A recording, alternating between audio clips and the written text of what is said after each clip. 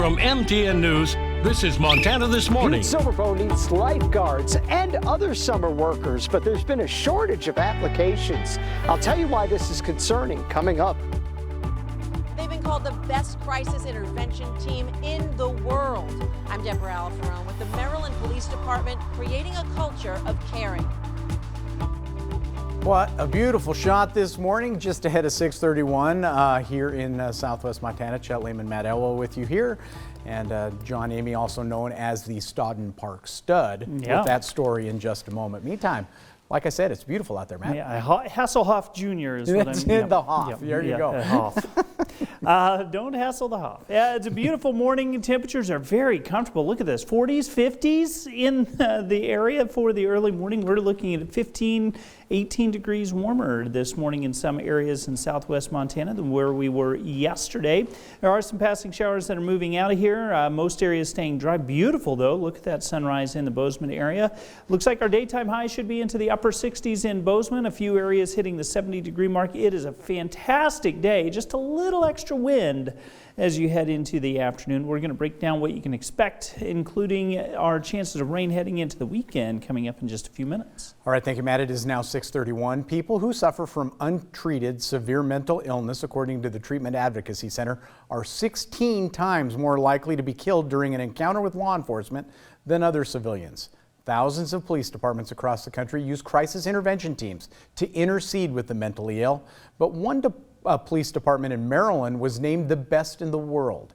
CBS's Deborah Alfarone reports the success has led Anne Arundel County to add more specifically trained officers to its crisis intervention team.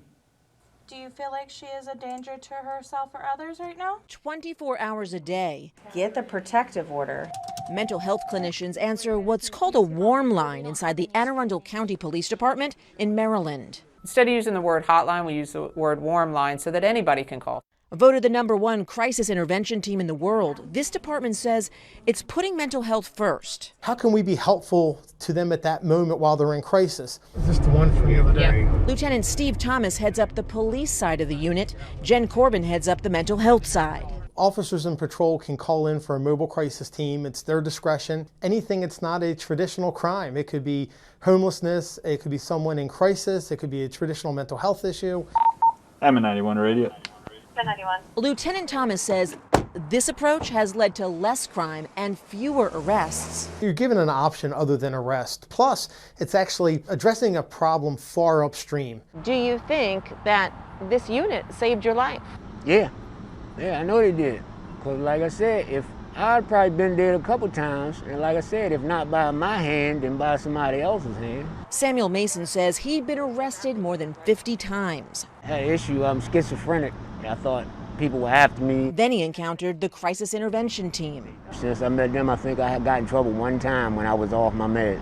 And I ain't been in trouble in like a couple years now. Right now, our community needs someone that they can call when they don't have confidence in the police. And our job right now here, Steve and I's job, is to get them to have faith in police again. Answering the call for a crisis of confidence, too. No problem. Deborah Alfarone, CBS News, Anne Arundel County, Maryland.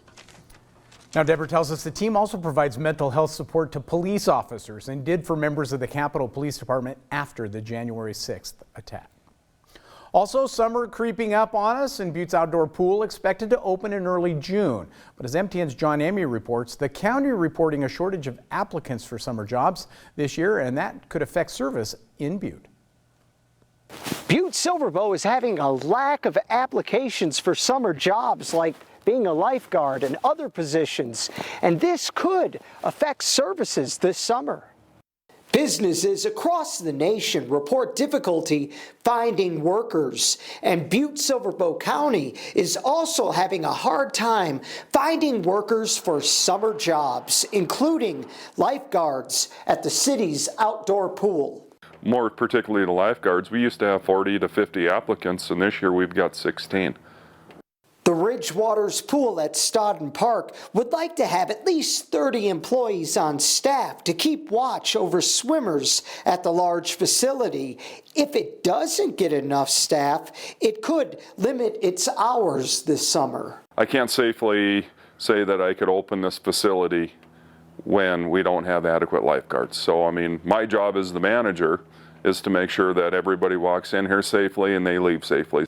The county is noticing shortages in applicants for summer jobs in other departments as well. These jobs usually go to high school and college students, and officials say the pandemic prevented the high school from hosting job fairs, which may explain the low applicants. We were not able to meet in person. We are not able to have those job fairs and things. So I believe that we'll be able to fully staff all of our positions. It's just been a little bit more trying this year. Hey, stop that horseplay. You know, being a lifeguard is serious work, but it's also important to keep this pool going because city officials say that this pool is not only good for the economy, it's good for building memories. And also, you can do the Baywatch run. This is the heart of the park. This is the heart. I mean, this is where people want to come to in the summertime. If we're talking on the lifeguard side of it, you're working on your tan all day long, you're interacting with guests, I mean, it is a good job. People are encouraged to go to Butte Silverbo's website to see a listing of all the summer jobs that are available. In Butte, John Amy, MTN News. All right, thank you, John. 6:37 now. A bill that could eventually lead to lower health insurance costs by regulating drug benefit managers was signed into law yesterday at the state capitol. Governor Greg Gianforte signed the measure at a brief ceremony along with State Auditor and Insurance Commissioner Troy Downing, whose office worked on that bill. These companies are often large corporate entities that determine drug benefits and prices in a health insurance plan. The new law will require them to register in Montana and to report information on rebates and bonuses that they receive from drug manufacturers.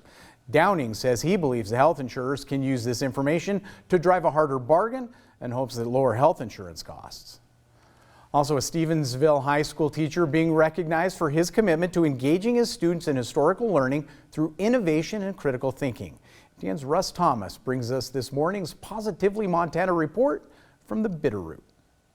Stevensville High School government and history teacher Wes Wells was recently recognized as National History Day Senior Teacher of the Year. And while Wells says he was surprised by the honor, staff and his students say it is well deserved. National History Day is an academic competition where students focus on a theme, research a topic, and put together a visual presentation on their topic. We have everything from exhibits where kids are basically creating like a science fair type of an exhibit where they're telling a story visually, to documentaries. We have students who produced websites and wrote historical papers. Well, students, nearly 40 in all, then entered into a regional competition followed by a state competition. They did very well in both. Last week, Wells found out he was the state of Montana representative for the National History Day Teacher of the Year. He was humble about his recognition. We really kind of played this sort of a supervisory role and just kind of let the kids go, and that's the greatest joy in is seeing them produce those results by themselves. His students will tell you that Wells did a lot more than just stand back and watch. He's very good at motivating his kids to get stuff done, and he gave us these good ideas on how to really analyze and break down all of the information that we were gathering. Garrett Schreiber said Wells was there every step of the way. Fellow junior classmates Finn Chimo and Olivia Pareto also participated in the National History Day competition and have high praise for their teacher. I definitely think that he has earned it, and his style of teaching is definitely one that is beneficial towards his students. He really offers us a lot of opportunities to boost our resume and really get out into the world in ways that teachers have never really done for me personally. Principal Brian Gum says having an educator like Wells on his staff is invaluable. Those types of educators reflect on our students. So I feel like my students here at Stevensville High School, especially the AP students, have access to a top-level educator who really is able to take those in-depth topics and bring them to life. Humble to the end, Wells did open up enough to admit that this recognition is special. It's a tremendous honor to be included with other teachers nationally. And a national winner will be selected next month, with the winner receiving $10,000. In Stevensville, I'm Russ Thomas, MTN News. All right, thank you very much, Russ. We're going to take a quick break here on Montana This Morning at 6:40. When we come back, should you or shouldn't you send your kids to summer camp? Well, we think children will be happy with the answer to that question. We'll share it with you when we come back. But first, here's a look ahead at what's coming up on CBS This Morning.